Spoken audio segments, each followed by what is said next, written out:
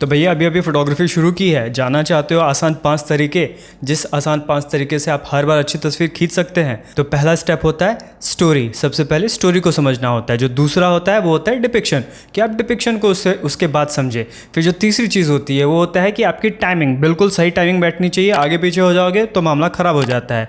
जो चौथी चीज़ होती है वो होता है डेप्थ ऑफ द स्टोरी। अगर डेप्थ आपको पता होगी तभी अच्छी तस्वीर बनेगी। और जो पाँचवा होता है that is the quality of picture. ये बस 5 आसान सी चीज़ें होती है। अगर ये पांचों चीज़ें आपको पता है तो आप फोटोग्राफी अच्छे से कर सकते हैं। तो समझ में नहीं आया, ज़्यादा समझना चाहते हो, एलैबोरेटेड वर्जन चाहिए तो फिर इस वीडियो को पूरा देखें। तो मित्रों वेलकम बैक, मेरा नाम है अंशुमन और इस वीडियो के अंदर हम लोग अच्छे से बात करेंगे 5 इजी स्टेप्स के बारे में जो हर एक बिगिनर को पता होनी चाहिए once you are getting into the photography. ये बहुत 5 बेसिक चीज़ें होती हैं जो मुझे लगता है कि अगर बिगिनिंग में मुझे पता होती तो मेरा काम आज के डेट में बहुत ईजी हो जाता और अभी मेरे हिसाब से उन बिगिनिंग के दिनों में मैं बहुत अच्छी तस्वीरें क्लिक कर चुका होता। बट कोई बात नहीं, मैं चाहता हूँ कि कम से कम आप तो अपना समय बचा लो, सही समय पे सही चीज़ें सीख लो। तो जो पहला स्टेप जिसके बारे में हम लोगों ने बात करी थी दैट वाज योर स्टोरी। अब होता क्या है कि जब भी आप तस्वीर खींचना चाहते हैं तो भाई अपने स्पॉट पे पहुंचे। स्पॉट पे पहुंचने के बाद आप स्पॉट को अच्छे से समझिए। स्पॉट पे 10 बार इधर उधर वॉक कीजिए, देखिए कि किस एंगल से आपका स्टोरी ज़्यादा अच्छा लग रहा है, किस तरीके से आपको ये स्टोरी को कवर करना चाहिए। कई बार आप समझो कि किस टाइमिंग पे शूट करना ज़रूरी है। क्या सुबह के टाइम पे ज़्यादा अच्छी तस्वीर बनेगी, शाम के टाइम पे ज़्यादा अच्छी तस्वीर बनेगी, कई बार दोपहर में ज़्यादा अच्छी तस्वीर बनती है। तो जब भी आप स्टोरी क्लिक करना चाहते हैं या पिक्चर क्लिक करना चाहते हैं तो सबसे पहले आप स्टोरी को समझे और स्टोरी को जस्टिफाई करने के लिए सही वक्त पे पहुंचे, हड़बड़ा के नहीं। अगर कोई पेड़ की तस्वीर सनसेट के टाइम पे ज़्यादा अच्छी आएगी तो आप सनसेट के टाइम पे आइए, क्योंकि वो आपके लिए ज़्यादा ज़रूरी होता है।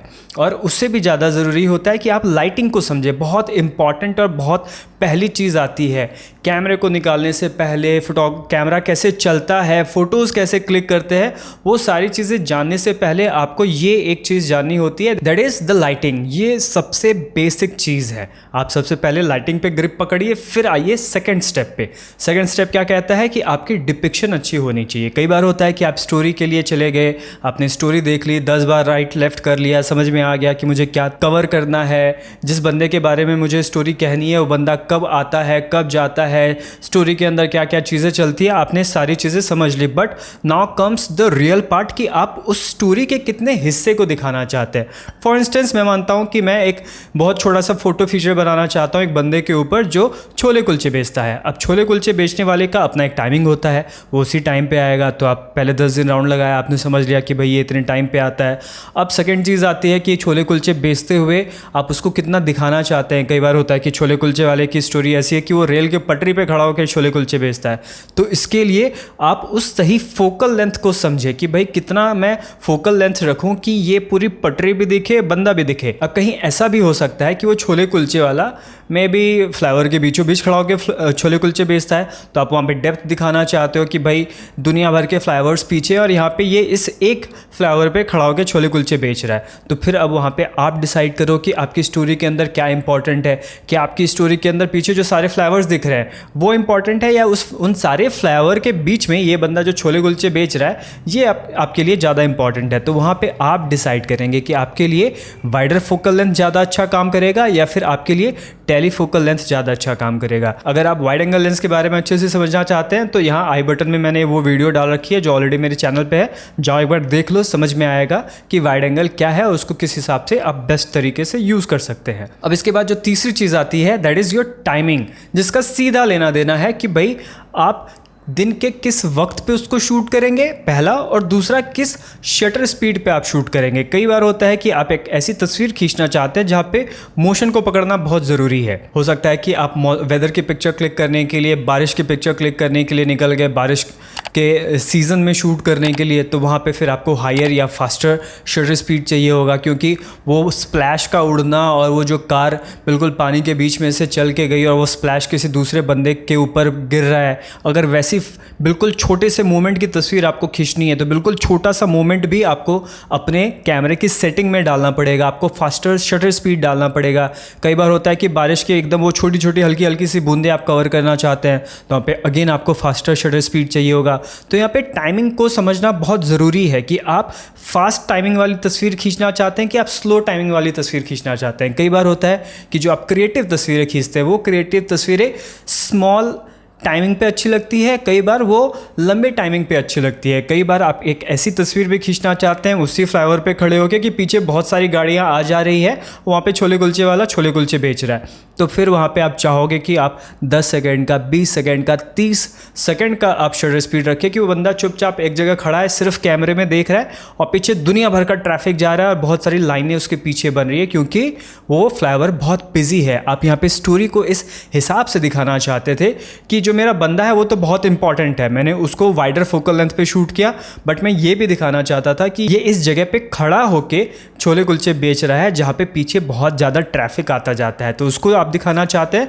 तो फिर आपको वहाँ पे बहुत लंबा शटर स्पीड चाहिए होगा, 20 सेकेंड, 10 सेकेंड, 30 सेकेंड या फिर 5 सेकेंड का भी हो सकता है, या फिर हो सकता है 2 सेकेंड में आपका काम हो जाए। जो भी आपको सही टाइमिंग लगती है वो टाइमिंग आप फिर जस्टिफाई करते हैं या फिर उस टाइमिंग को आप डिसाइड करते हैं और फिर आप वहाँ पे पिक्चर को क्लिक करते हैं। Now comes the very fourth thing, that is your depth of the story telling, कि आप अपने स्टोरी टेलिंग में कितनी डेप्थ दिखाना चाहते हैं। कई बार होता है कि भाई जैसे for instance same chole kulche की स्टोरी, आप सिर्फ छोले कुलचे वाले को दिखाना चाहते हैं और आपकी स्टोरी के अंदर सिर्फ वही प्रायोरिटी पे है, तो भाई अपर्चर 2.8 पे शूट कर लो, सिर्फ बंदा दिखेगा, पीछे की सारी चीज़ें ब्लर हो जाएगी और आपकी स्टोरी में आप सिर्फ अपने छोले कुलचे वाले को प्रायोरिटाइज कर पाएंगे। वहीं पे अगर आपको लगता है कि नहीं भाई प्रायोरिटी सिर्फ ये छोले कुलचे वाला नहीं है, स्टोरी का, डिपिक्शन का ये भी बहुत इंपॉर्टेंट पार्ट है, जो उसके पीछे पूरा ट्रैफिक चल रहा है वो ट्रैफिक भी मुझे दिखाना है, तो भाई ट्रैफिक दिखाना चाहते हो तो प्रायोरिटी बढ़ाओ, बंदे को भी शार्प रखो, पीछे जो ट्रैफिक है उसको भी शार्प रखो।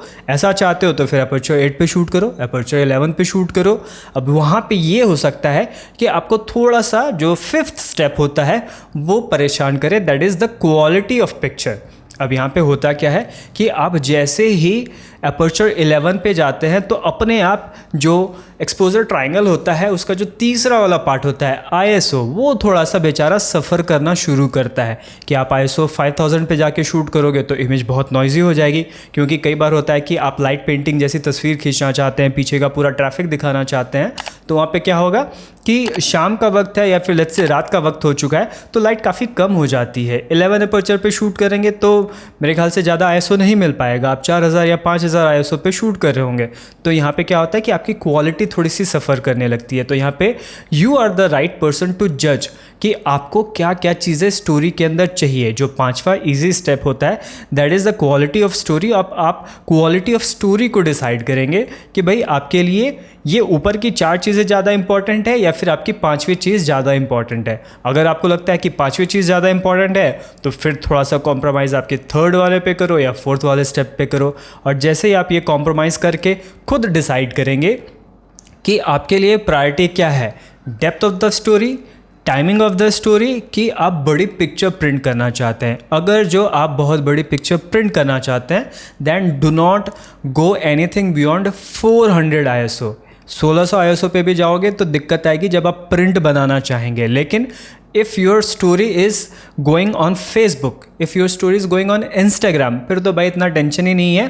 फोटोशॉप में जाइए, जाके आराम से अपने जो नॉइज़ होता है, ग्रेन होता है, उसको किसी ना किसी क्रिएटिव फिल्टर से ढकिए और पिक्चर को पोस्ट कर दीजिए, काम तमाम। इतना ही आसान होता है। और इतना ही आसान होता है एक अच्छी तस्वीर खींचना हर बार। अगर आप एक अच्छी तस्वीर हर बार खींचना चाहते हैं तो ये 5 बेसिक स्टेप्स को समझे, और जैसे ही आप ये 5 स्टेप्स को अच्छे से समझने लगेंगे तो अपने आप आपकी तस्वीर ज़्यादा अच्छी होने लगेगी। एंड गॉश, अगर शुरू में मुझे ये पता होता, जब मैंने सबसे ज़्यादा घूमता था, जब सबसे ज़्यादा मेरे हाथ में कैमरा होता था, जब सबसे ज़्यादा जुनून होता था फ़ोटोज़ क्लिक करने के लिए, उस टाइम पे अगर ये 5 चीज़ मुझे समझ में आ चुकी होती या किसी ने बताया होता तो शायद मेरे लाइब्रेरी में बहुत अच्छी अच्छी तस्वीरें होती। पर कोई बात नहीं, आप अपनी लाइब्रेरी को सुधारिए, अच्छी अच्छी तस्वीरें क्लिक कीजिए और मुझे टैग कीजिए आपकी इंस्टा पोस्ट के ऊपर। अगर आपको लगता है कि मैं आपकी तस्वीर देख के थोड़ा सा खुश होऊंगा या फिर अगर मैं आपको कुछ फीडबैक दे पाऊंगा तो प्लीज़ मुझे वहाँ पे ज़रूर इंक्लूड कीजिए एंड मैं कोशिश करूँगा कि आपको कुछ ना कुछ फीडबैक ज़रूर दूँ। तो दोस्तों चलिए इसी के साथ एंड करते हैं इस वीडियो को और मुलाकात होती है आपसे नेक्स्ट वीडियो में। भाई